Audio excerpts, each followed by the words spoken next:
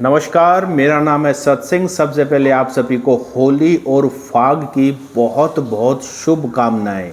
जैसा कि आपको पता है, भारतीय जनता पार्टी ने अपने बचे हुए 4 लोकसभा के उम्मीदवारों की सूची सबके साथ साझा कर ली है और अब हरियाणा में 10 की 10 लोकसभा सीटों पर जो उम्मीदवार हैं उनका नाम हम सबको पता चल चुका है। उसके बाद अब कांग्रेस पार्टी भी आने वाले दिनों में हो सकता है त्योहार के बाद कभी भी सूची जारी कर सकती है। ऐसे में कई सवाल भी जन्म लेते हैं, क्योंकि जो 10 लोकसभा सीटें हैं हरियाणा के अंदर, उसमें से 6 ऐसे प्रत्याशी हैं जो पहले कांग्रेस पार्टी के अंदर थे। और कहने को तो ये भी कहते हैं कि पहले 9.5 साल से भारतीय जनता पार्टी की हरियाणा में सरकार है, लेकिन जब लोकसभा उम्मीदवारों की बात आती है तो उम्मीदवार इंपोर्ट करने पड़ते हैं। चर्चा करने के लिए मेरे साथ हैं जोगिंद्र कथुरिया जी, पॉलिटिकल सर्वेयर हैं, राजनीति पर पकड़ रखते हैं। कथुरिया साहब, आपका स्वागत है। धन्यवाद।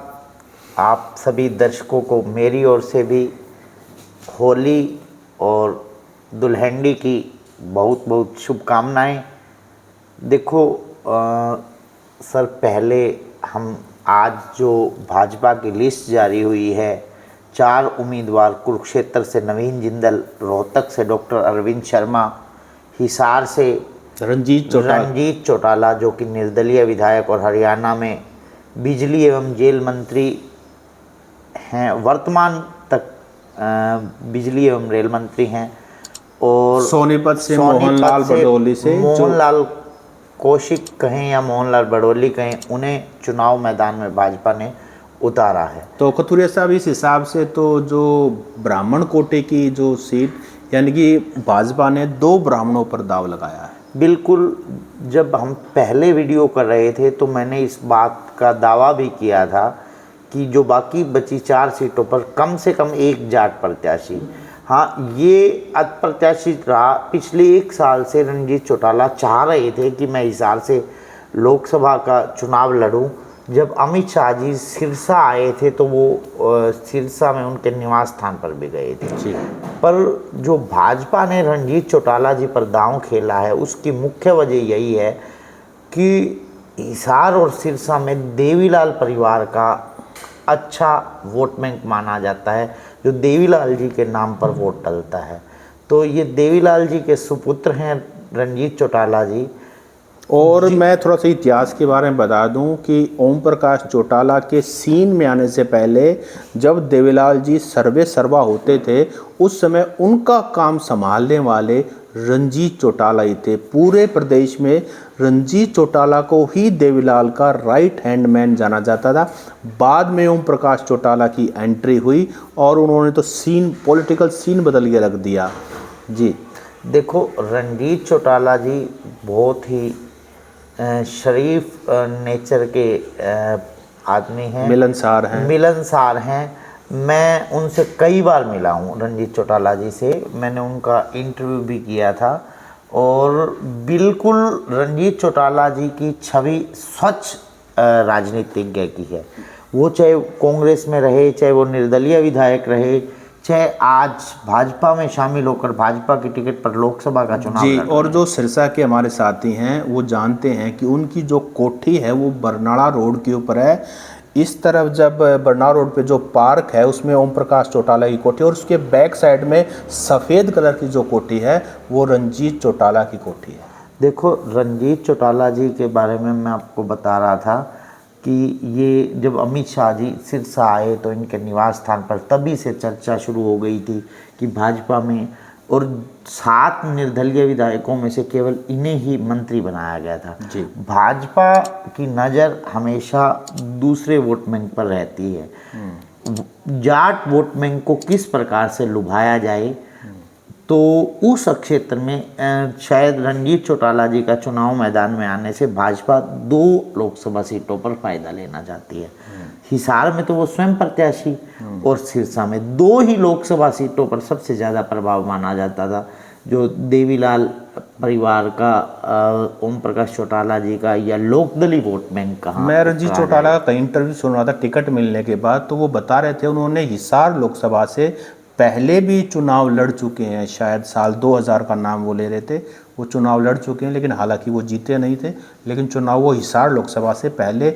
और मैं चूंकि सिरसा मैंने कई साल रिपोर्टिंग की है, चौधरी साहब को मैं भी बहुत नज़दीक से जानता हूँ, तो रंजीत चौटाला जी कहते थे कि भाई मैं महीने में, इतने साल राजनीति में हो गए, महीने में मैंने एक दिन फिक्स कर रखा है, मैं हिसार जाके और लोगों से मीटिंग करता हूँ, उनसे बात करता हूँ। मैंने ये कहीं ना कहीं मेरे दिमाग में है कि मैं हिसार लोकसभा में मैं जब चुनाव लड़ा था वहाँ से, तो मैंने उनसे प्रॉमिस किया था कि मैं तुम्हारा सुख दुख का साथी रहूँगा।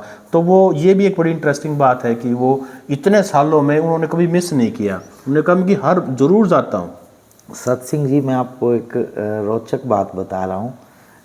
पूरे हरियाणा की नहीं, देश की नज़र हिसार पर रहेगी।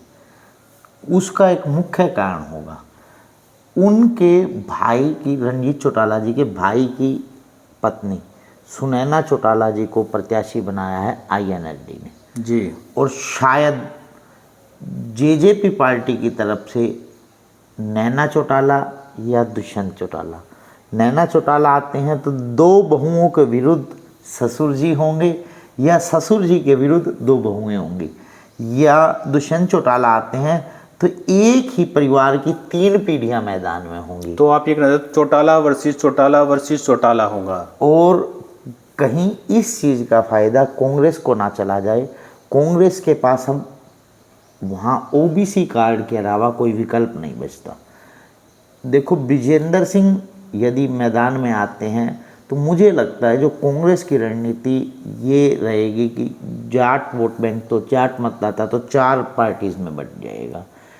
इससे अच्छा तो नॉन जाट प्रत्याशी पर और खासकर OBC प्रत्याशी पर दांव खेला जाए, जिसमें पहले 2 नाम मैं आपको आज साझा कर रहा हूं। कांग्रेस की नज़र अब इन 2 प्रत्याशियों पर टिक गई है। एक तो IAS चंद्र प्रकाश, जो कि पूर्व में राज्यसभा सांसद रहे हैं, उनके भतीजे हैं, और IAS से अभी पिछले शायद आदमपुर चुनाव के आसपास रिटायर हुए और अब राजनीतिक में कदम रखा है। जांगड़ा समाज से संबंध रखते हैं। आदमपुर और आसपास के क्षेत्रों में अच्छी पकड़ है। वहाँ जांगड़ा समाज मतलब खाती समाज का बहुत अच्छा वोट बैंक है, और इसका ओवरऑल कांग्रेस को पूरे प्रदेश में भी फ़ायदा हो सकता है। जो OBC वोट बैंक के सहारे मुख्यमंत्री बनाया, उस वोट बैंक में डैमेज कंट्रोल कर सकती है कांग्रेस। दूसरा, भूपेंद्र सिंह हुड्डा के बहुत ही विश्वसनीय माने जाते हैं, रिलायबल हैं, जो OBC के नाम की राजनीति भी हरियाणा में करते हैं, कुम्हार समाज से संबंध रखते हैं, रामनिवास घोड़ेला। हाँ। बरवाला से विधायक, और यदि उन्हें भी कांग्रेस मैदान में उतारती है, मैं खुद वहाँ पर हिसार में सर्वे करके आया, बरवाला, आदमपुर और नलवा, 3 इन हलकों में तो कुम्हार बिरादरी के बहुत अच्छे खासे वोट बैंक। इसके बाद रानिया, जहाँ से स्थानीय विधायक अपने रंजीत चौटाला जी, उनके हलके में भी कुम्हार बिरादरी का अच्छा खासा वोट बैंक है। और ओवरऑल आप पूरे हरियाणा की 10 लोकसभा सीटों में चले जाइए, कुम्हार बिरादरी का बहुत अच्छा खासा वोट बैंक है। हम रोहतक में बैठे हैं, रोहतक में ही कुम्हार बिरादरी के अच्छा खासा वोट बैंक है। किसी भी लोकसभा में कुम्हार बिरादरी का वोट बैंक 3% से कम नहीं दिखता मुझे।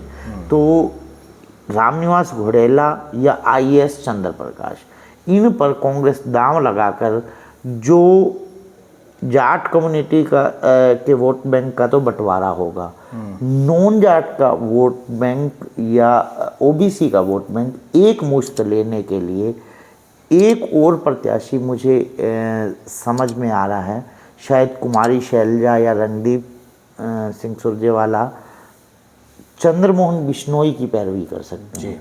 ये भाजपा को दांव उल्टा भी पड़ सकता है।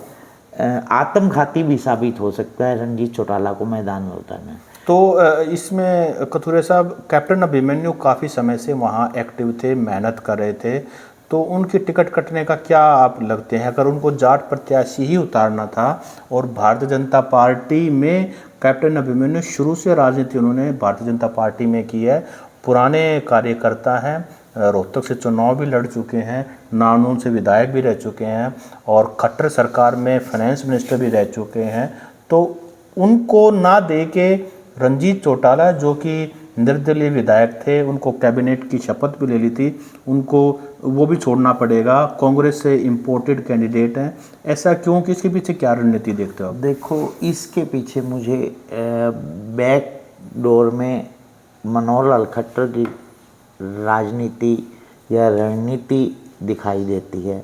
वो हरियाणा में किसी भी बड़े जाट नेता का कद इतना बड़ा नहीं होने देना चाहते कि वो उनकी देखो, आज भी हम सभी को पता है कि बैक में अपनी सारी रणनीति मनोहर लाल खट्टर ही चला रहे हैं।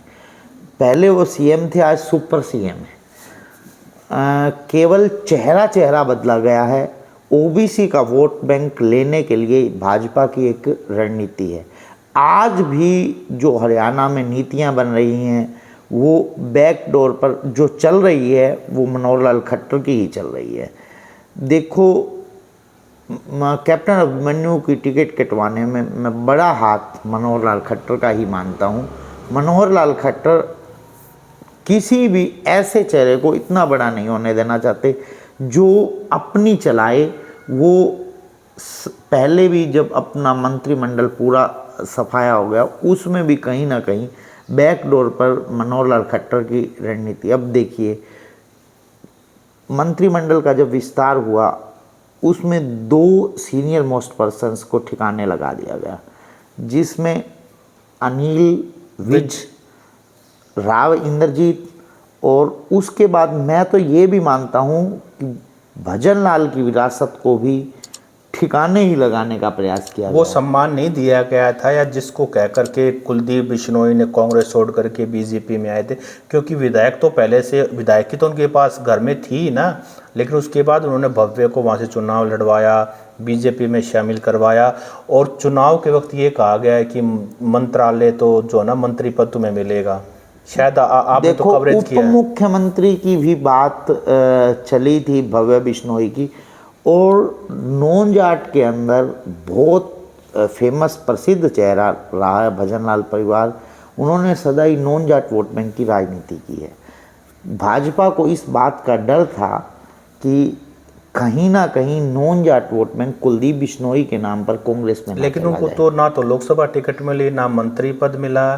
तो ये और जो आपने नॉन जाट की बात की, इंटरेस्टिंग बात ये है कि भजन लाल तो खुद एक जाट थे, वो बिश्नोई जाट थे, लेकिन उन्होंने राजनीति हरदम ही नॉन जाट की। तो हम टॉपिक पर आते हैं सर दोबारा से घूम फिर कर। तो हिसार की तो हमने बात कर ली। सोनीपत में मौजूदा सांसद जो रमेश कौशिक है, उनका टिकट काट करके मोहनलाल बडोली पर दांव खेला, योगेश्वर दत्त को भी नाराज कर दिया। उनका टिकट कटना तो लगभग तय हो चुका था, पहले से ही एंटी इनकम्बेंसी थी, और जो सोनीपत के लोग उन्हें पसंद नहीं करते थे। रमेश कौशिक जो दोनों चुनाव जीते हैं वो मोदी जी के नाम पर जीते हैं। वो टिकट को बहुत अच्छे से मैनेज कर लेते थे, किसी तरह से टिकट ले आते थे और वोट मोदी जी के नाम पर डलता था। और जो मोहनलाल कौशिक हैं, ये भाजपा के पुराने सिपाही हैं और राई से 2019 में विधायक चुने गए, भाजपा के महामंत्री रहे हैं। तो भाजपा अपनी कोर टीम में से मोहनलाल कौशिक को लेकर आई। अभी मुझे लगता है योगेश्वर दत्त काफ़ी उछल कूद कर रहे थे, प्रयास कर रहे थे, पर भाजपा ने जब ये देखा कि 2 बार ये बड़ौदा से चुनाव लड़े हैं, दोनों ही चुनाव में मुँह खानी पड़ी। राज होते हुए ज़्यादातर उपचुनाव जो सिटिंग पार्टी होती है उसके होते हैं। यहाँ सिटिंग पार्टी होते हुए योगेश्वर दत्त यदि उपचुनाव नहीं जीत पाए, इस बात का खामियाजा मुझे लगता है योगेश्वर दत्त को भुगतना पड़ा, इसलिए तो योगेश्वर सोनीपत दत्त से कांग्रेस के कैंडिडेट कौन हो सकते हैं, ये भी एक बड़ा सवाल है। उसके बाद देखिए- समीकरण कैसे बनेंगे तभी पता लग पाएगा। यदि सोनीपत में कांग्रेस किसी ओबीसी चेहरे पर या फिर ब्रिजेंद्र सिंह पर भी दांव खेल सकती है। देखो, ब्रिजेंद्र सिंह को अगर कांग्रेस में शामिल किया गया है तो उन पर दांव जरूर खेला जाएगा। यदि भूपेंद्र हुड्डा जी की सहमति बनी ब्रिजेंद्र सिंह पर, तो मुझे लगता है ब्रिजेंद्र सिंह ही सर्वश्रेष्ठ कैंडिडेट रह सकते हैं। ओबीसी चेहरे के तौर पर सुरेंद्र पवार जो कि सोनीपत के विधायक हैं, उनका नाम आ सकता है आगे। पर सुरेंद्र पवार वैसे तो शायद नाई बिरादरी से संबंध रखते हैं, परंतु सैन समाज से परंतु जो भाजपा जैसे ही सुरेंद्र पवार जी को टिकट दी जाती है, हिंदू मुस्लिम कार्ड खेलने पर आएगी। उनकी जो छवि है वो मुस्लिम नेता की बनाने की कोशिश करेगी। भाजपा हर कैंडिडेट की वीकनेस को अपना हथियार बनाती है। मुझे लगता है कि वो हिंदू मुस्लिम कार्ड में कन्वर्ट कर देगी सोनीपत के लोकसभा चुनाव को। देखिए, जाट वोट बैंक तो ज़्यादातर यहाँ कांग्रेस के साथ जा ही रहा है। लगभग 34% के करीब सोनीपत लोकसभा में जाट है। जब तक साथ में किसी और कास्ट को नहीं जोड़ेंगे, अब ब्राह्मण यदि प्रत्याशी उतारा भी जाता है, ब्रह्मस्वरूप ब्रह्मचारी या सतपाल ब्रह्मचारी या कुलदीप वत्स का भी नाम चर्चा में है, या कुलदीप शर्मा, किसी ब्राह्मण चेहरे को मैदान में उतारा भी जाता है तो भी ब्राह्मण तो डिवाइड ही हो जाएगा, एक वन साइडेड नहीं जाएगा, ना कांग्रेस की तरफ ना भाजपा की तरफ। मुझे लगता है कि ज़्यादा जो चांस हैं या तो जाट प्रत्याशी आने में सबसे पहले अग्रिम नंबर ब्रिजेंद्र सिंह का ही रहेगा। और मुझे लगता है, देखो, मेरा दावा और मेरी संभावना ब्रिजेंद्र सिंह के प्रत्याशी बनने पर। इसमें जींद के भी 2 विधानसभाएं आती हैं, तीन विधानसभाएं आती हैं, जुलाना, जींद और सफीदो। जी देखिए, आपको एक रोचक तथ्य बताता हूँ। उचाना एक बहुत बड़ा हलका है, जाट मतदाताओं की संख्या बहुत ज़्यादा है। उनकी रिश्तेदारियां भी इन 3 हलकों में होंगी जो ब्रिजेंद्र सिंह और वीरेंद्र सिंह परिवार से जुड़े हुए हैं। फिर तीनों ओर से जुलाना को भी, जींद को भी और सफीदों को भी उचाना हल्का टच करता है।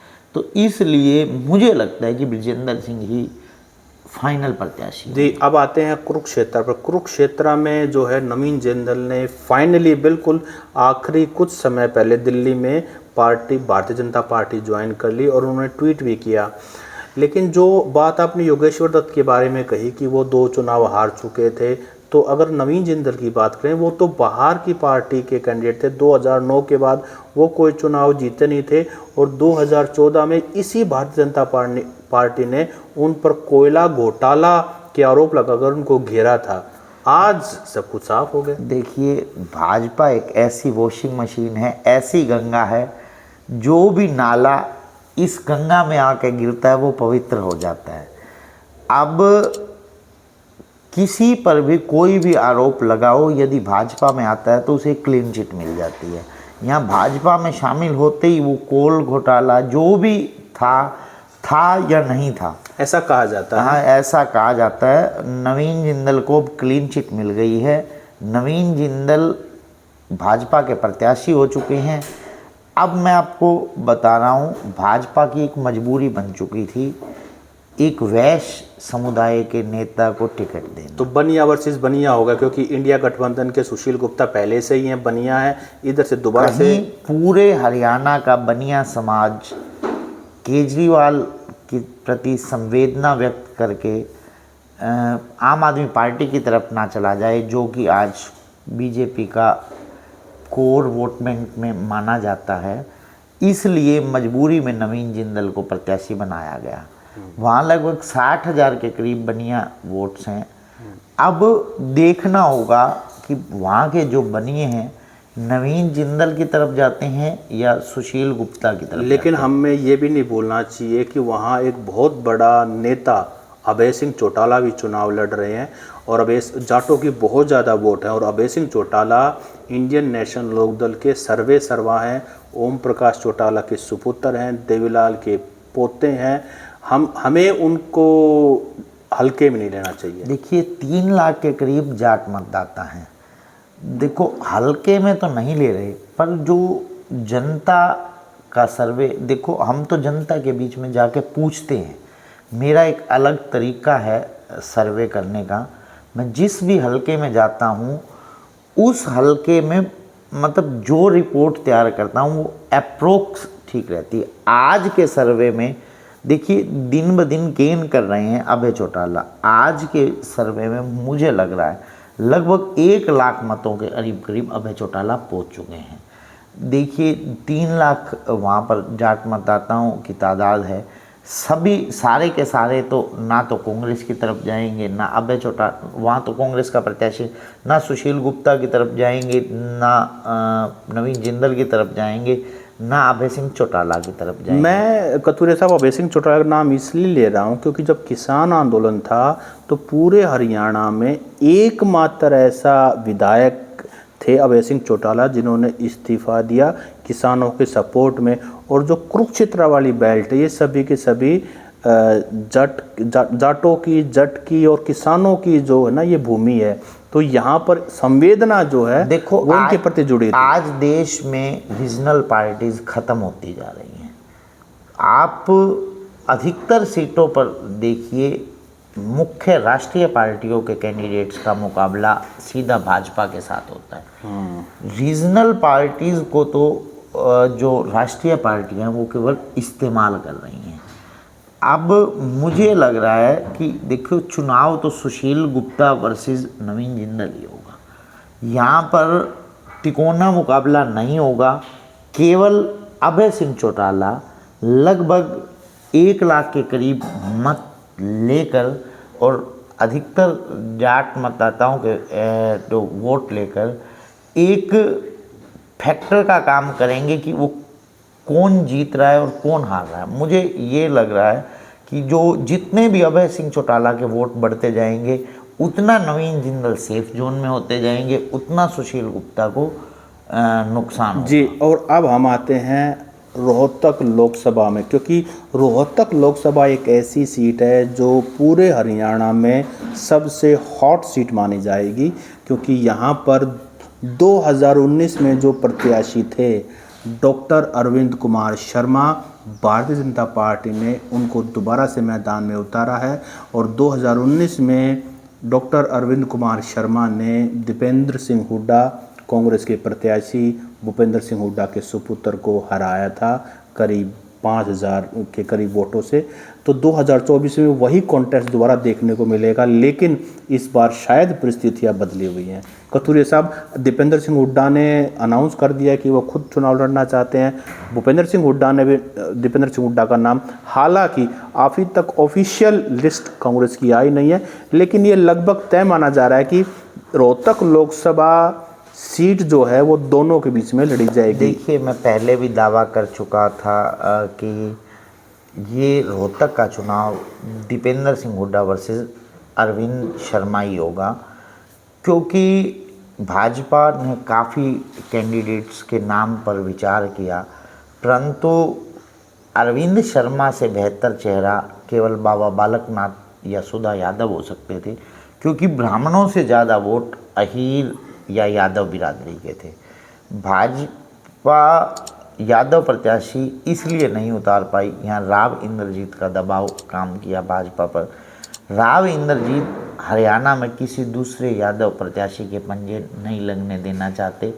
भाजपा को डर था 1,84,000 यादव मतदाताओं में कहीं हम राव इंद्रजीत की नाराज़गी मोल ना ले लें, इसलिए उन्होंने यहाँ पर ब्राह्मण ही प्रत्याशी को उतारने का काम किया। जिस प्रकार भिवानी महेंद्रगढ़ सीट पर जाट प्रत्याशी को उतारने का काम किया, दूसरा यादव प्रत्याशी भाजपा राव इंद्रजीत के दबाव में ही नहीं उतार पाई। तो यहाँ पर एक सवाल ये उठता है, 2019 में डॉक्टर अरविंद कुमार शर्मा रोहतक लोकसभा, उन्होंने अपने राजनीतिक करियर में पहला चुनाव लड़ा था रोहतक लोकसभा से, हालांकि वो नहीं थ्री टाइम एक बार रोहतक से पहले भी वो निर्दलीय चुनाव लड़ चुके। अच्छा, लेकिन वो जब तो इन्हें मुझे लगता है कि 27,000 के करीब मत प्राप्त हुए थे, जी। केवल 27। तो चुनाव ये आए थे, लेकिन लोगों ने इनको 5 साल में टेस्ट कर लिया है और 5 साल में इनकी जो रिपोर्ट कार्ड है, जैसे हम घूमते हैं तो लोगों के अलग अलग वो हैं, लेकिन जब वो उसी 5 साल को दीपेंद्र सिंह हुड्डा के 5 साल से मिलान करते हैं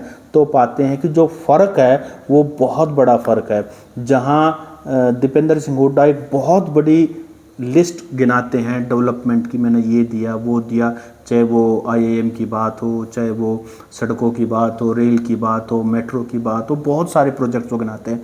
लेकिन अरविंद कुमार शर्मा के पास कोई बहुत बड़ी लिस्ट नहीं है, हालांकि वो भी कई चीज़ें गिनाते हैं, लेकिन जो इम्पैक्ट दीपेंद्र सिंह हुड्डा का लोगों में है वो शायद 5 साल में अरविंद कुमार शर्मा नहीं छोड़ पाए। मैं पहले भी कह चुका हूँ, 3 बार लोकसभा के सांसद रह चुके हैं दीपेंद्र सिंह हुड्डा, 1 बार राज्यसभा के, 4 बार सांसद रहते, उनके प्रति जितनी एंटी इनकमेंसी है उससे कहीं ज़्यादा anti incumbency doctor Arvind Sharma के प्रति 1 बार रोहतक का सांसद रहते हो गई है। कारण अरविंद शर्मा की पहले तो 3 साल यहाँ के स्थानीय विधायक, रोहतक के स्थानीय विधायक मनीष ग्रोवर और हरियाणा के मुख्यमंत्री मनोहर लाल खट्टर से राशि नहीं मिली, इनकी खटपट रही। मुझे लगता आखिर में केंद्रीय जो भाजपा की हाईकमान थी उन्होंने अरविंद कुमार शर्मा को समझाया और मुझे लगता है कहीं ना कहीं अमृत भी पिलाया। उसी के कारण अरविंद कुमार शर्मा बिल्कुल शांत हुए और आखिर में भाजपा को उन्हीं पर दांव खेलना पड़ा, क्योंकि यादव प्रत्याशी को ना उतारना शायद भाजपा की मजबूरी हो गई थी और ये भाजपा के लिए आत्मघाती भी साबित हो सकता है, क्योंकि कोसली में लोग नरेंद्र मोदी जी के नाम पर वोट करना चाहते हैं परंतु अरविंद शर्मा जी के नाम पर वोट नहीं करना चाहते, यही कारण है। और इसका उल्टा लोग कांग्रेस पार्टी के नाम पर वोट नहीं करना चाहते परंतु दीपेंद्र सिंह हुड्डा के नाम पर वोट करना चाहते हैं। यहाँ पर भाजपा पार्टी को वोट देना चाहते हैं पर प्रत्याशी को वोट नहीं देना चाहते, कांग्रेस पार्टी को वोट नहीं देना चाहते परंतु दीपेंद्र सिंह हुड्डा को वोट देना चाहते हैं।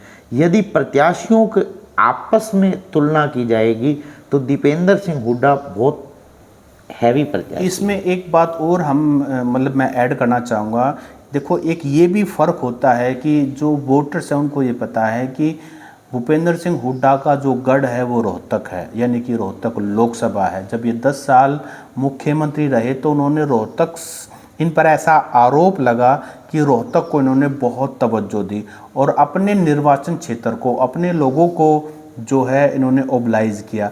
तो लोगों को कहीं ना कहीं ये भी पता है कि दीपेंद्र सिंह हुड्डा को तो अपना सारा का सारा राजनीतिक करियर रोहतक से ही चलाना है। अरविंद शर्मा जैसे कि इस बार कहते हैं कि बहुत मुश्किल से इनको टिकट मिली है, तो अगली बार टिकट मिले ना मिले तो जो जवाबदेही है वो हुड्डा परिवार की रोहतक लोकसभा के लोगों के प्रति ज़्यादा है। जबकि अरविंद शर्मा तो बाहर करनाल से आए और उसके बाद जो जन्म तो इनका झज्जर जिले का ही है परंतु इन्होंने जो राजनीति भी यहाँ रोहतक PGI से किया, डॉक्टर अरविंद शर्मा ने, इनकी राजनीति है वो रोहतक से बाहर की रही है। सोनीपत से आरंभ करके वो करनाल में शिफ्ट हुए, करनाल में ब्राह्मण वोट बैंक की तादाद अच्छी खासी थी तो वो करनाल से 2 बार सांसद भी चुने गए और ये पहले कांग्रेस में थे, फिर बीजेपी में आ गए, बसपा में भी रहे, तो और TMC के अंदर भी ना, TMC में तो शायद नहीं गए जी, शायद शिवसेना से एक बार इन्होंने चुनाव लड़ा था, जो रोहतक से मैं निर्दलीय बोल रहा था। बसपा के अंदर ये मुख्यमंत्री के उम्मीदवार भी थे। हाँ, यमुनानगर और जुलाना से विधानसभा का चुनाव लड़ा था, दोनों जगह इनको मुँह खानी पड़ी थी। मैं एक रोचक किस्सा बता रहा हूँ। आज टिकट मिलने के बाद जो शुरुआत हो रही है वो लगभग 80 से 90 हज़ार वोटों से दीपेंद्र सिंह हुड्डा आगे दिखाई दे रहे हैं। दीपेंद्र सिंह हुड्डा की जीत और हार ये चुनाव रोहतक का INLD और JJP के प्रत्याशियों पर भी डिपेंड करेगा। यदि INLD के प्रत्याशी नफे सिंह राठी की धर्मपत्नी या फिर बाली पहलवान जो मैम के पूर्व 2 बार विधायक भी रहे हैं, या फिर किसी मजबूत जाट चेहरे को उतारा जाता है तो उसका सीधा सीधा नुकसान दीपेंद्र हुड्डा को होगा। यदि जे यहाँ पर नरेश शर्मा जो बादली से पूर्व में विधायक रहे हैं वो या किसी एससी या ओबीसी चेहरे को मैदान में उतारा जाता तो इसका सीधा फायदा दीपेंद्र हुड्डा को होगा। इसी प्रकार जेजेपी का प्रत्याशी प्रदीप देशवाल या रविंदर सांगवान इस तरह का कोई प्रत्याशी। तो कथुरिया साहब, आपका कहने का मतलब ये है अगर मजबूत जाट कैंडिडेट अगर आएगा तो दीपेंद्र सिंह हुड्डा के वोट काटेगा और मजबूत नॉन जाट कैंडिडेट आएगा तो वो अरविंद शर्मा के वोट काटेगा? देखो होता है ये अमूमन, क्योंकि उनकी रिश्तेदारियां भी होती हैं, वो अपना वोट बैंक तो लेने में कामयाब हो ही जाते हैं, अपनी जाति का वोट बैंक अच्छे से लेने में कामयाब हो जाते हैं। मुझे यही लगता है कि ये जो दीपेंद्र सिंह हुड्डा की जीत और ये रोहतक का चुनाव, अब जो आने वाले प्रत्याशी इसी प्रकार बसपा से कौन प्रत्याशी होता है, बसपा से यदि जैसे पिछली बार ओबीसी प्रत्याशी था किशन लाल पांचाल। और हमारे साथियों को मैं ये बता दूं कि हम ये बहुत ही महीन जो बातें कर रहे हैं वो इसलिए कर रहे हैं क्योंकि पिछली बार जो जीत और हार का जो डिफरेंस था वो बहुत थोड़ा मार्जिन था, तो इसीलिए ये छोटी छोटी बातें बहुत बड़ा फैक्टर बन के उभर सकती हैं। देखिए मुझे लगता है कि भाजपा को जिस प्रकार 6 चेहरे नए लाए थे, इसी प्रकार रोहतक से अरविंद शर्मा की जगह कोई सॉफ्ट ब्राह्मण चेहरा होता तो उसकी एंटी इनकम्बेंसी नहीं होती, उसका फ़ायदा यहाँ भाजपा को मिलता। परंतु जो एंटी इनकम्बेंसी है यहाँ पर डॉक्टर अरविंद शर्मा की, देखिए अरविंद शर्मा ने केवल 2 काम मुख्यतः किए हैं। एक तो रेल के नए रूट 2-3 अयोध्या के लिए, वो तो लगभग पूरे देश में ही भाजपा की रणनीति, ये केंद्र के लेवल तक का काम है। हाँ, रोहतक से 2-3 नई ट्रेनें चली भी हैं अलग अलग तीर्थ स्थानों के लिए, और जो ट्रेनें रोहतक से होके गुजरती थी उनका रोहतक में शायद ठहराव, वे रोहतक बहुत बड़ा स्टेशन है, वो नॉर्मली सी बात है, देखा भी जाता है, रोहतक इतना विकसित शहर है तो रोहतक में ठहराव तो कॉमन सी बात हो ही जाती है। ठीक है, तो मुझे ये 2 काम अरविंद शर्मा के विशेष लगते हैं। बाकी मुझे कोई ख़ास काम डॉक्टर अरविंद शर्मा का, जो रोहतक जिस प्रकार मेट्रो बहादुरगढ़ तक आई थी, ये कितना रोहतक लोकसभा के लिए काम, यदि दीपेंद्र सिंह हुड्डा के हाथ में पावर रहती तो ये मेट्रो रोहतक की तरफ और आगे बढ़ती जी। उसके लिए तो वही कि सेंटर में किसकी सरकार है, उनके सुनने ने बहुत सारे कारण है। तो दोस्तों, आज का जो हमारा वीडियो था इसमें हमने चर्चा की कि जो भारतीय जनता पार्टी ने 4 लोकसभा के जो उम्मीदवार हैं उनके नाम घोषित करते हैं और इनके विपक्ष में यानी कि इनके सामने कांग्रेस किन को उतार सकती है और क्या समीकरण बनेंगे। दोस्तों, हमारा प्रयास यही रहता है कि हम आप तक ग्राउंड रिपोर्ट लेके आएँ, क्या लोगों के बीच में चल रहा है, ताकि अगर आप हरियाणा किसी भी कोने में हो तो आप तक पूरे हरियाणा के लोकसभाओं की जो बात है वो पहुंच जाए, और किसी भी प्रत्याशी के पक्ष और विपक्ष करना हमारा काम नहीं है। जैसा हमें पता लगता है, जैसा हमारी ऑब्जर्वेशन होती है वो आप तक पहुंचाई जाती है। अगर हमारी तरफ से कोई दावा किया जाता है तो वो भी उसी एनालिसिस के बेस पे किया जाता है। कथुरिया साहब, आपका बहुत बहुत धन्यवाद। नमस्कार।